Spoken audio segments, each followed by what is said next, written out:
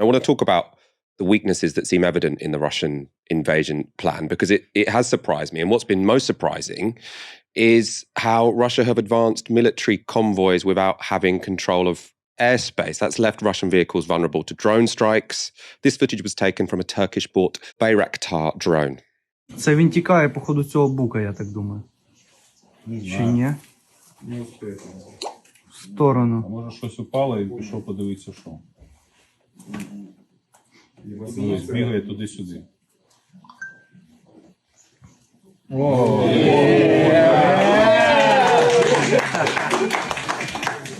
Нарешті. Зараз нам салют. Ох, як все порозлітало гарно.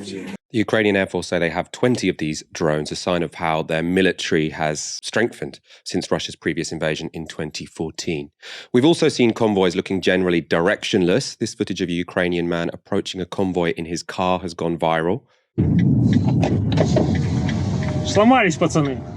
Сломались. Можно оттащить на Россию обратно. А вы хоть знаете, куда вы едете? Нет. Куда? На Киев, бля, хуярите. Да. А что по новостям говорят?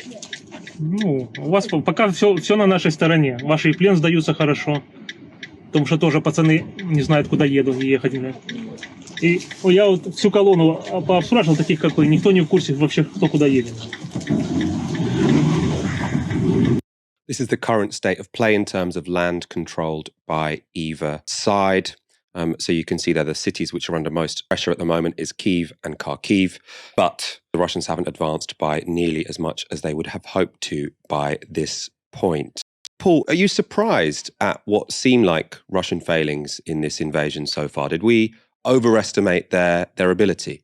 I am, but in fact, in the military journals, there were a couple of examples, one particularly in Jane's Defense Weekly a couple of weeks ago, suggesting that, in fact, the way the Russians were getting their forces together would not prove adequate to certainly occupy the country and so essentially defeat very determined opposition. If Russia had wanted to do that, then it would have had to mobilize all its forces. It would have to put the country on an entire war footing, and they never did that. And it seems to me that what they thought was going to happen was that there would be a relatively easy path from the north through to Kyiv and around the south and the east. In other words, they underestimated what the Ukrainians might do. But in a sense, worse than that, they got into a mindset where they thought the whole process would be relatively straightforward. Very interesting echoes of the Iraq War and the American experience and other wars that you can mention recently. In other words, overestimating the position. Now, what has been a surprise to many Western analysts, but not all, as I say, there are some who are pointing this out and saying that, they would have no trouble taking the Donbass region. They would probably have no trouble in increasing their hold over the southern part of Ukraine, including the key ports. What they would not be able to do would be to actually take over the capital city and occupy the country.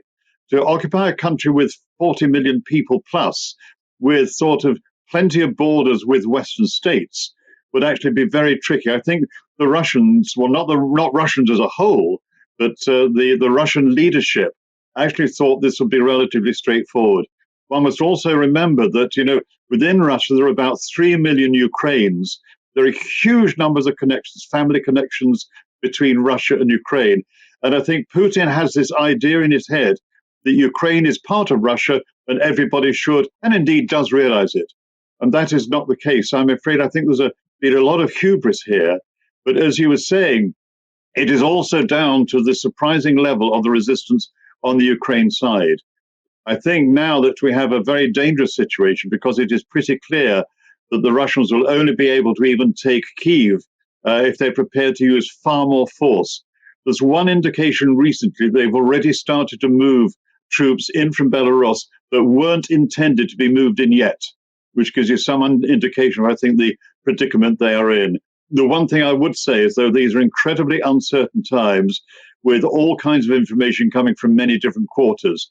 Everything has to be sort of couched in terms of one isn't quite sure. But overall, it is reasonable to say it is not going according to the Kremlin's plan.